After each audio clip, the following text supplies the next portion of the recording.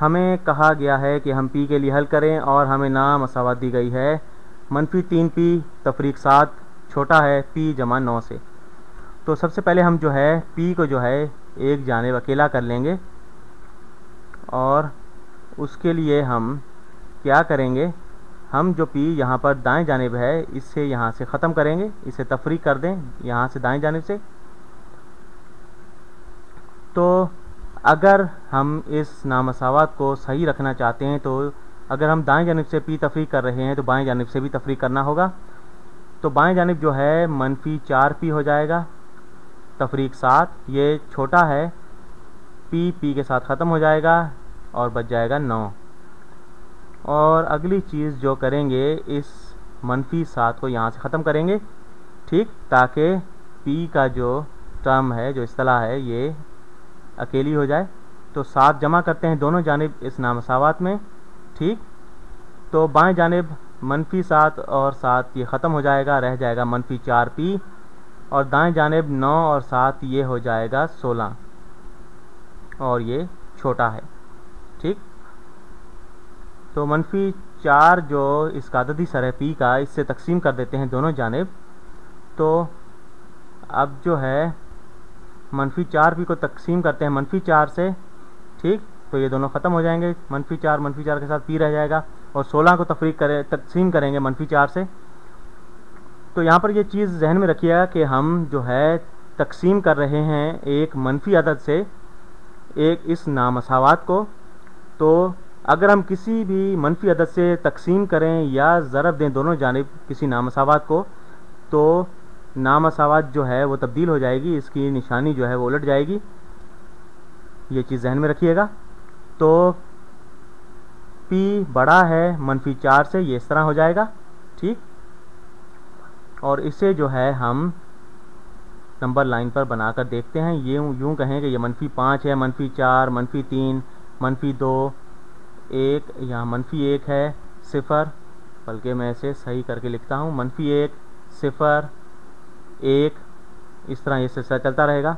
और हमारा हल जो है p जो है वो बड़ा है -4 से, तो -4 जो है वो इसमें शामिल नहीं होगा और इससे बड़े तमाम आदाद जो हैं वो इसमें शामिल होंगे, ठीक। तो 3.9999 इसमें शामिल होगा और 4 जो है वो इसमें शामिल नहीं होगा, -4 इसमें शामिल नहीं होगा, ठीक। तो ये हमारा हल है। और यहाँ पर हम -3 को लेते हैं, इसे परखते हैं कि ये हमारे हल में शामिल है, ये इस पर पूरा उतरता है या नहीं। तो -3 ज़रब -3, ठीक, ये -3 और p की जगह पर जो है वो भी -3 हमने डाला है। तफरीक 7 ये छोटा है -3 जमा 9, ठीक। -3 ज़रब -3 ये 9 हो जाता है, तफरीक 7 ये छोटा होना चाहिए, -3 जमा 9 ये 6 हो जाता है, ठीक। तो 2 छोटा है 6 से और ये बिल्कुल सही है। और ऐसी कीमत लेते हैं जिसे काम नहीं करना चाहिए, यूँ कहते हैं कि -5 लेते हैं, तो -5 को यहाँ पर काम नहीं करना चाहिए।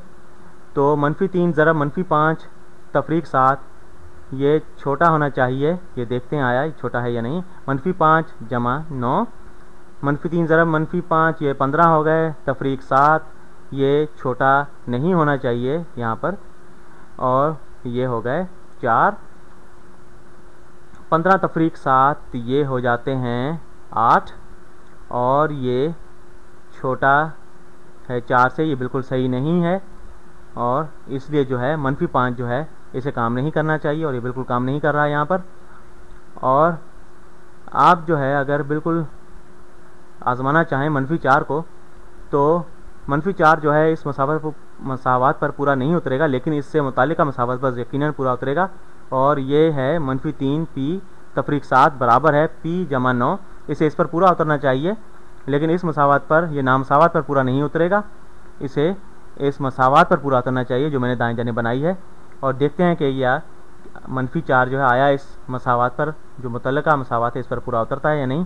तो -3 ज़रब -4 तफरीक 7 बराबर है -4 जमा 9, ये 12 हो गए, 12 तफरीक 7 बराबर है -4 और 9 ये हो गए 5, और 12 में से 7 तफरीक करें तो 5 हो जाता है, 5 बराबर है 5 के।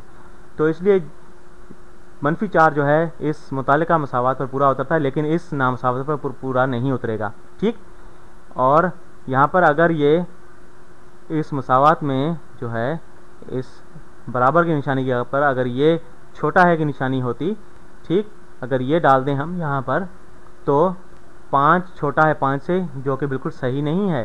ठीक, और ये इसलिए सही है क्योंकि -4 जो है हमारे हल में शामिल नहीं है, इसलिए हम जो है -4 को अपने हल में शामिल नहीं है, इसलिए ये काम नहीं करेगा। ठीक, तो -4 जो है हमारे हल का हिस्सा नहीं है और इसे आप एक बाउंड्री के तौर पर देख सकते हैं। इजाज़त चाहूँगा।